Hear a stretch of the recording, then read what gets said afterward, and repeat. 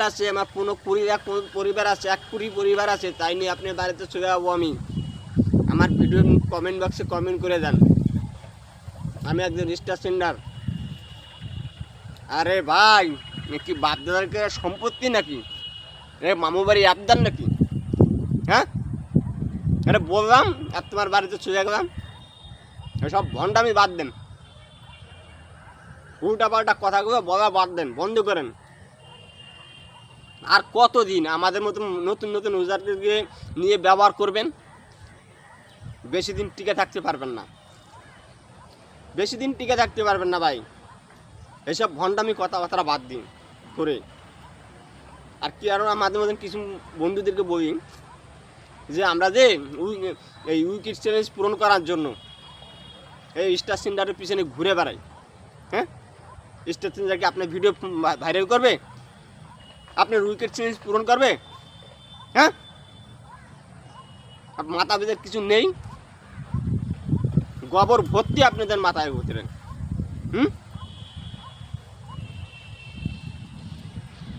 কথা বলে না, পাগলে পাগলে কি না খায়, ছাগলে কি না বলে।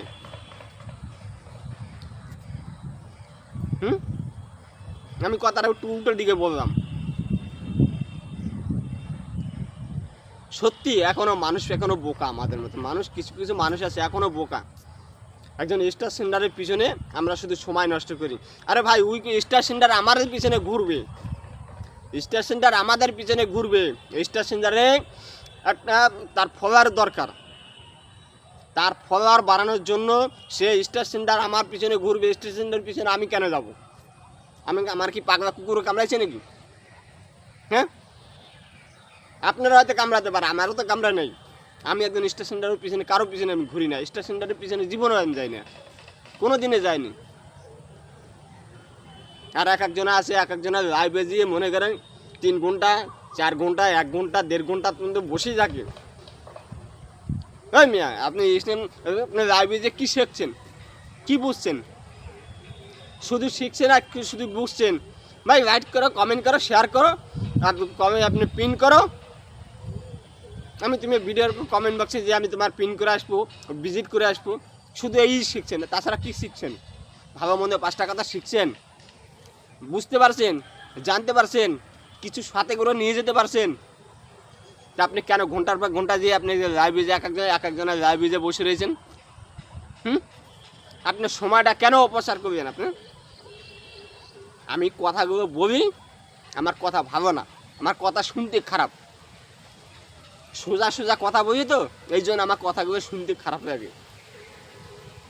আপনাদের কাছে খারাপ লাগতেই পারে। আমি চাই, আমি হয়তো সফলতা হয়েছি কি হয়নি সেটা কোনো বিষয় না, বিষয় হচ্ছে কোনটা, আমি চাইছি যে আপনারা একটু ভালো কন্টেন্ট বানান, ভালো কোয়ালিটি ভিডিও বানানোর চেষ্টা করেন। এখান থেকে কিছু একটা পাওয়ার জন্য আপনি নিয়ে যান, উপার্জন করেন, কিছু বুঝেন, কিছু শিখেন, সঠিক ডাক্তার আপনি খুঁজে বের করেন, খুঁজে বের করে আপনি কিছু বোঝার চেষ্টা করেন, ভালো ডাক্তারের কাছ থেকে আপনি কিছু পরামর্শ নেন, তবে তো আপনি কিছুটা জানতে পারবেন, বুঝতে পারবেন। এক একজনের লাইভে দিয়ে 3 ঘন্টার পর ঘন্টা যে বসে থাকেন, কি পাইছেন নাকি আপনারা? লাইভে দিয়ে বসে থাকেন, লাভটা কি? কি লাভ পান আপনি? লাভটা তো ওই জন্য আর হচ্ছে, যার লাইভে যে আপনি বসে রয়েছেন ওই লোকের তো লাভ হচ্ছে, আপনার তো কোনো লাভ হচ্ছে না। আপনি কেন ঘন্টার পর ঘন্টা যে লাইভে বসে রয়েছেন? লাইভ কি আমরা করতে পারি না?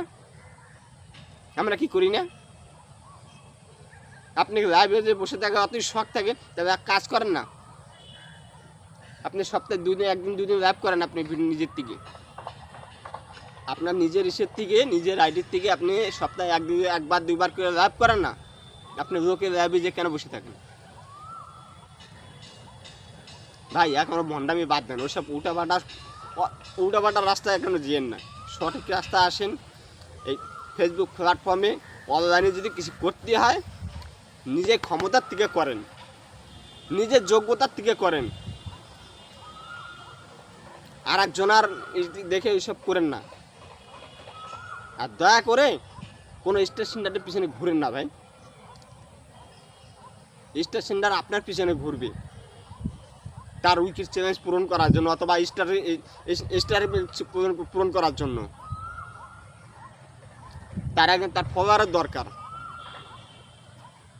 কথাগুলো যদি ভালো লেগে থাকে অন্য কাউকে দেখার সুযোগ করে দিয়েন। ভালো থাকেন, সুস্থ থাকেন, দেখা হবে আবার নেক্সট টাইমে। খোদা হাফেজ।